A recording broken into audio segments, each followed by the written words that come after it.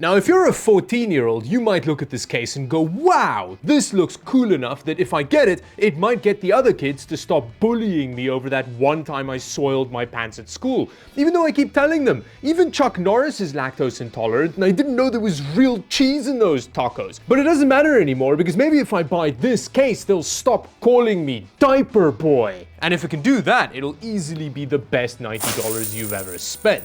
The thing is, you've probably noticed that this case only has a 3-star average review on Amazon, which is terrible. I wouldn't wipe my ass with anything under like 4.5 stars. So in today's video, we're gonna see if getting one of these ridiculous Amazon cases might actually end up making your diaper boy situation worse.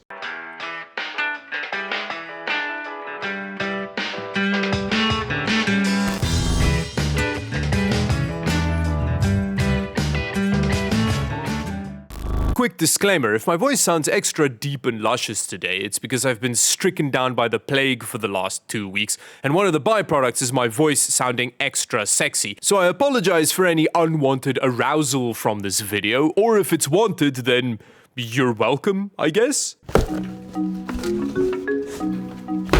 Wow, it looks all framey in there, look at that.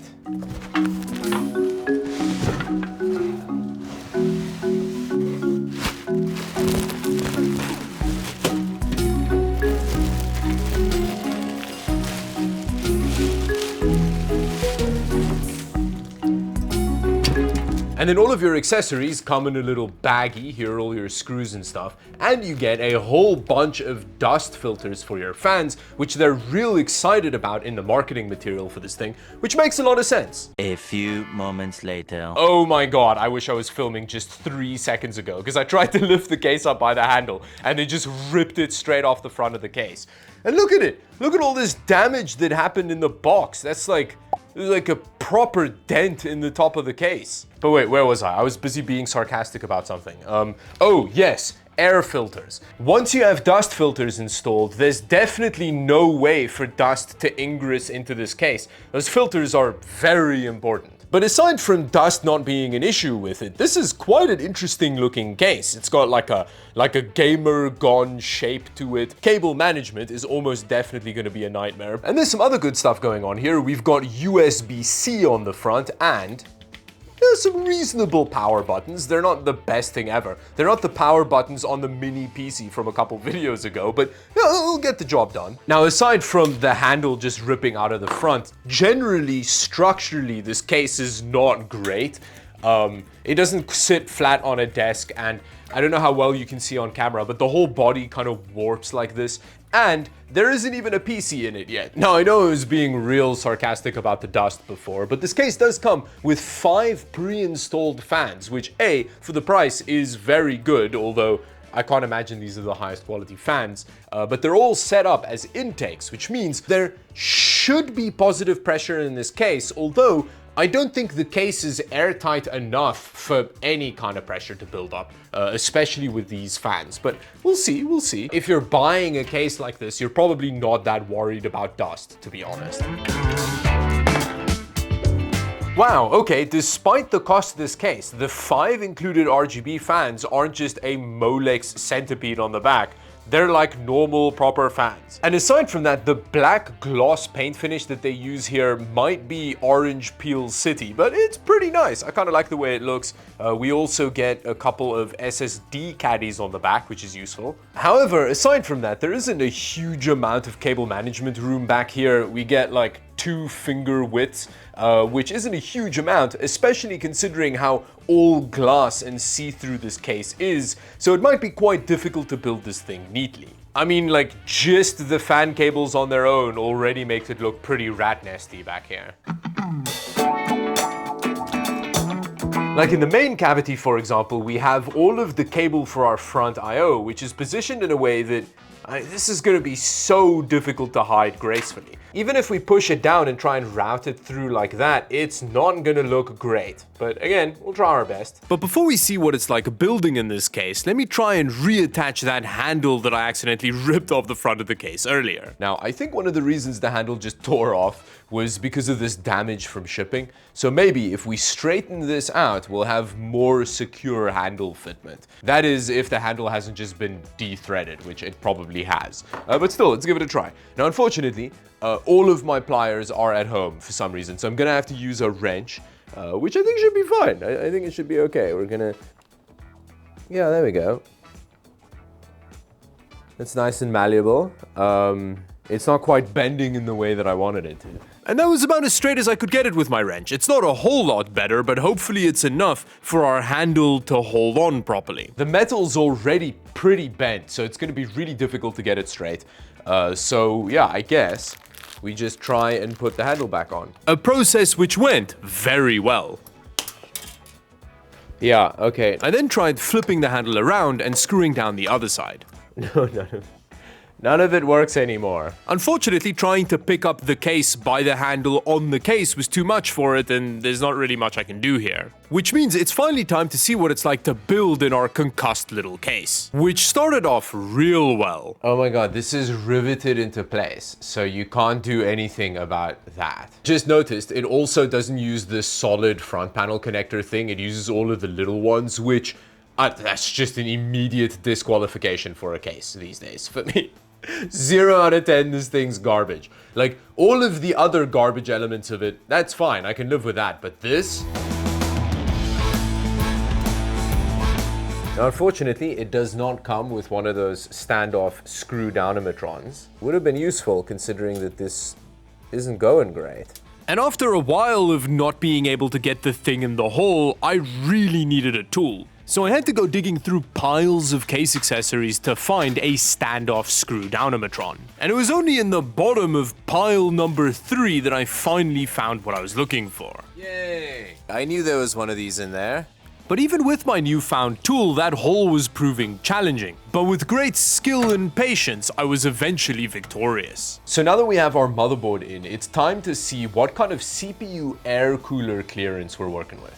So because we've got an i7 13700K in here, that's quite a hot and heavy CPU, so we'd need a reasonable air cooler, which I'm not quite sure how well that's going to fit in clearance-wise. Now, worst case scenario, the case does also come with these side panel standoff expandomatrons, which you screw into here and it lifts the side panel further off the case. I think it looks a little bit goofy, but it's nice that you have the option for additional clearance, especially considering the fact that our radiator clearance also doesn't seem great. Now, I think as a reference for air cooler height, using a Cooler Master Hyper 212 Evo makes a lot of sense, because this is like a very common air cooler size, and I actually think it's already too tall. Okay, no, I think we may actually be good. Just about, but I think that fits in there. It unironically fits. That's very good. Having said that, it is the absolute max height of air cooler it can deal with. I then tried the side panel extendometron, which does give you way more cooler clearance, but it's a bit of a wobbly implementation, so I'd only use it if I really had to. I then started removing fans so that we could see what AIO radiator clearance was like in this case. Now, in terms of AIO, I'm using like a Deepcool 240mm AIO, which has quite a narrow radiator on it for a 240. So I feel like this should fit,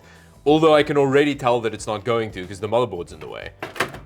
I was right, it didn't fit regardless of which way around I tried putting it in, and it wasn't just because the motherboard was in the way, the radiator was too long to fit in the space. I then tried mounting it in the front of the case, which also didn't work. Whoa, it actually doesn't fit. That's crazy. I then tried the very popular Thermalright Aqua Elite, which has a slightly smaller radiator than the Deepcool cooler, but that also didn't fit in the front. So when you try to line the screw holes, it hits this, and this is the same clearance on the other side. Luckily, the Thermalright one does fit in the top of the case, so technically the case does support 240mm AIOs, but you need a very small one. this one fits. Although, because the case is bent, there's still screw alignment issues. So we would have to bend it straight to screw this into place. But the Thermalright cooler will technically fit in it. And then, after screwing the motherboard back down for a second time, I made a terrible realization. The cooler mounting cutout on the back of the case doesn't align with my motherboard, so I had to pull it out again. With that annoying problem solved, I mounted my Deepcool AK620, which, surprise, surprise, actually has enough clearance in the case without using the extendometrons. Although it is about as tight a squeeze as it can handle.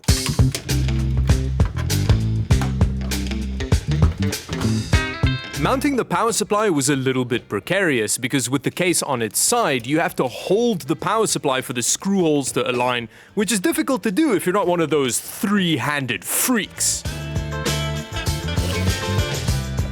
The case borderline failed the Dawid CPU power plug-in test. There's a deceptive amount of space around the top of the motherboard, but with a big air cooler in the way, it's still surprisingly finicky to get that cable plugged in. Other than that, the case's cable management is fine. There aren't any places for you to hide big lumps of cables, but there's enough space for you to kind of spread things out in a way that it doesn't look too cluttered, and the smoky side panels do help hide it a little bit. Now, in terms of graphics card, I'm using this Power Color Red Devil RX 6700 XT because it's a pretty chunky boy. Like, it's real long.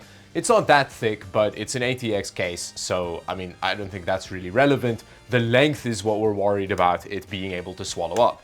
If it's able to swallow this graphics card, it's able to swallow quite a lot. It fits real easy. Getting the graphics card power was less easy. I barely had enough length. Okay, that still doesn't look amazing, but it definitely looks way better than running it over the top. So, lengthwise, this is our best option, unfortunately. But with that, we're done.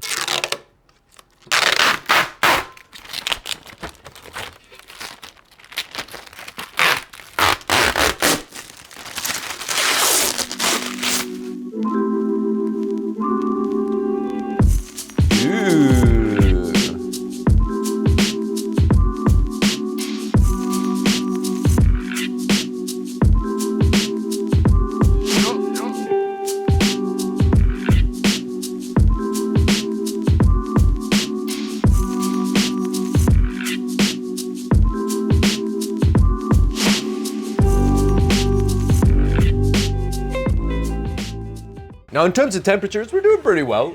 We've been running for about 20 minutes now, and the temperature stabilized pretty much immediately after I ran the test.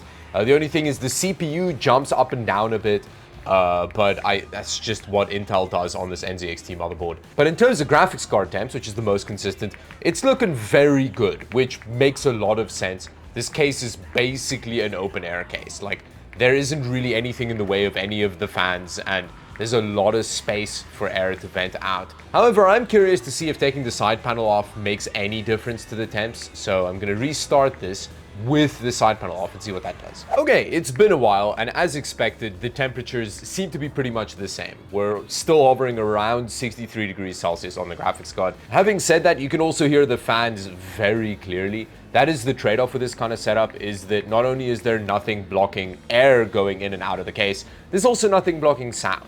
So yeah, you can hear the system pretty clearly, but at least the temperatures are good. Nice. So with that, is this case the most effective tool for you to escape your diaper boy persona? Well, the temperatures are good and it looks interesting, but it does make some practical sacrifices, and yours might come curb stomped, which isn't great. But yeah, I don't know, let me know what you think of this random case I found on Amazon, subscribe to the channel on the way down there, and yeah, thank you for watching. Until the next video, bye-bye.